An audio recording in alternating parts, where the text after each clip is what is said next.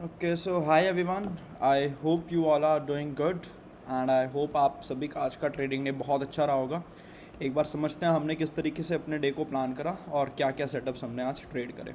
So initially पूरे दिन में आज एक ही ट्रेड करी है। उसके पीछे का रीज़न क्या है, अगर आप मार्केट में आज के फर्स्ट कैंडल नोटिस करोगे, मैं ये सारी ड्राइंग्स फिलहाल के लिए रिमूव कर रहा हूँ, तो मार्केट में आज जो फर्स्ट कैंडल है उसी ने ही एक हाई बनाया और उसी ने ही एक लो बनाया, और उसके बाद ऑलमोस्ट टिल सेकेंड हाफ 1 बजे तक मार्केट इसी रेंज में ट्रेड करती है पूरा दिन।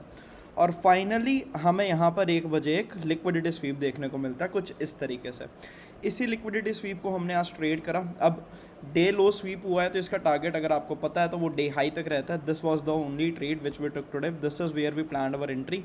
ये नीचे का हमने एक स्टॉप लॉस लगाया था and targeted till the high, and we gained a great momentum in premiums also, like call side के प्रीमियम यहाँ पे बहुत अच्छे तरीके से फटे।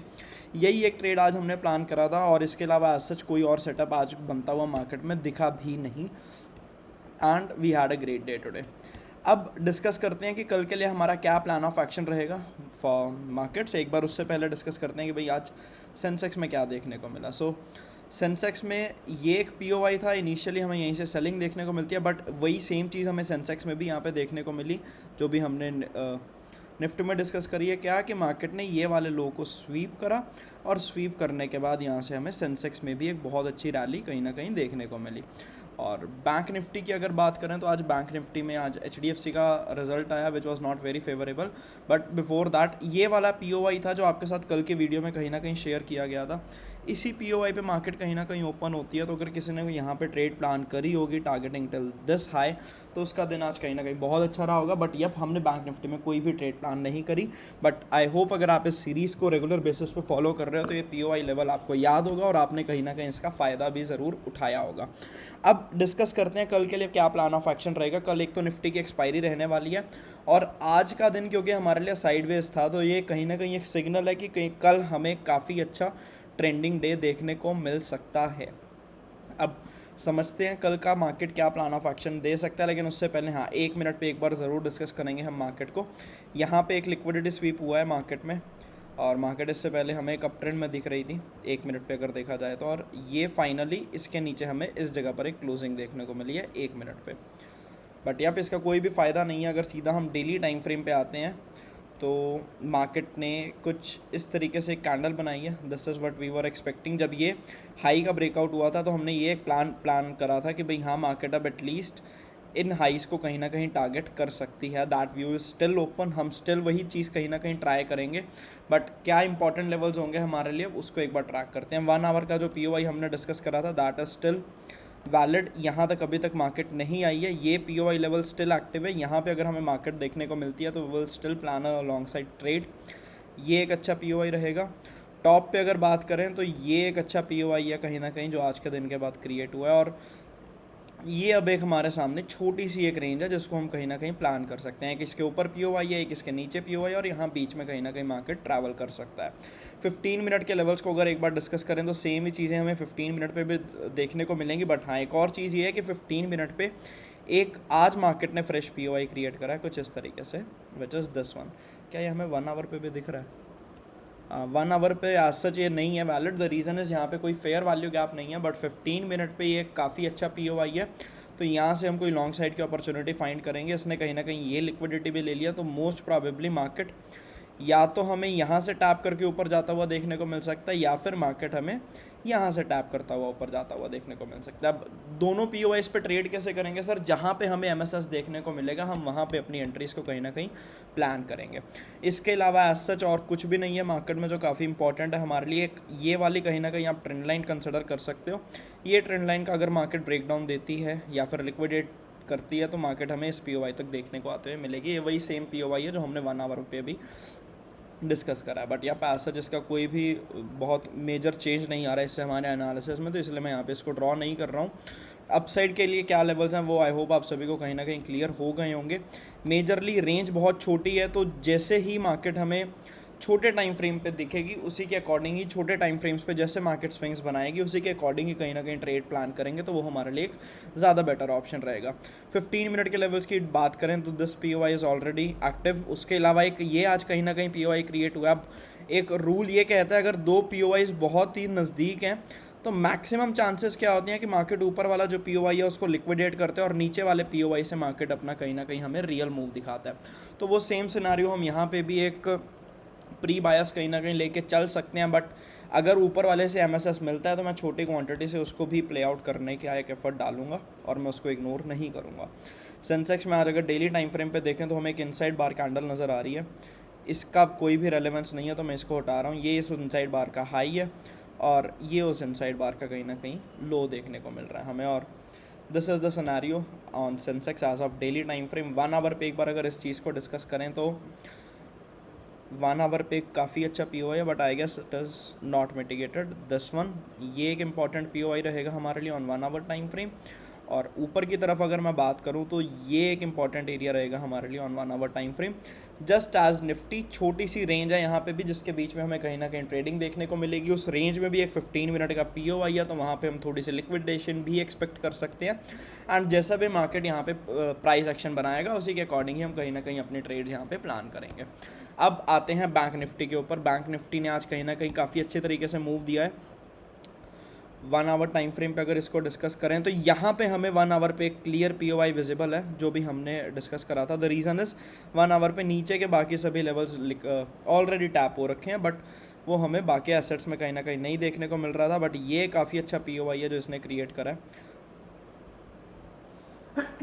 Sorry, this one. इसके अलावा अगर 15 मिनट पर डिस्कस करें तो ये पीओआई अब ऑलरेडी मिटिगेटेड है तो मैं इसको डिलीट करके यहाँ पे एक जिसने फ्रेश पीओआई क्रिएट करा मैं ये यहाँ पे ड्रॉ करना ज़्यादा प्रेफर करूँगा। Now this is the same POI which we have just discussed in 1 hour time frame. ये वही वाला सेम ही है।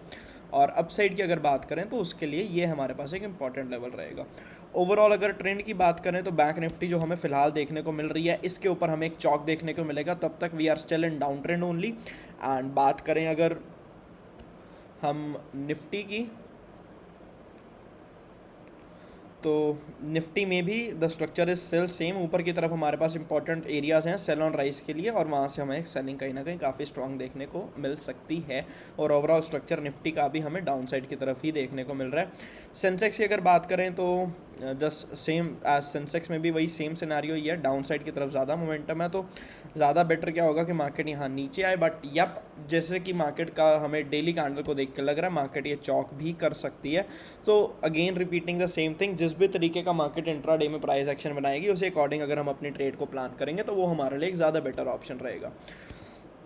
अब आते हैं इसके ऊपर and this is what we discussed in our last video की। ये यहाँ से ऐसे करके ट्रेंड लाइन की लिक्विडिटी लेके ऊपर जाता हुआ हमें देखने को मिल सकता है और कहीं ना कहीं ये वही सेम चीज़ ही कर रहा है।